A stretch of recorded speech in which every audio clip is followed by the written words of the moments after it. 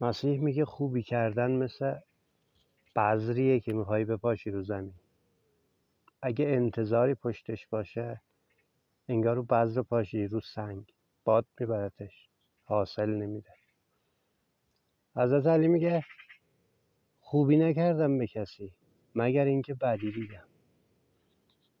منظورش اینه که اگه خوبی انتظاری پشتش باشه و برای آدما باشه حتما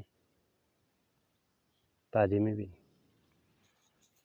تو فرهنگ ما ایرانی‌ها گفته تو نیکی میکن و در دجله انداز که ایزد در بیابانت دهد باز. حرف آخر اینه که وقتی خوبی میکنی به کسی نباید انتظار داشته باشی. اگه انتظار داری که جبران کنی کار نکن، چون جبران نمیکنی.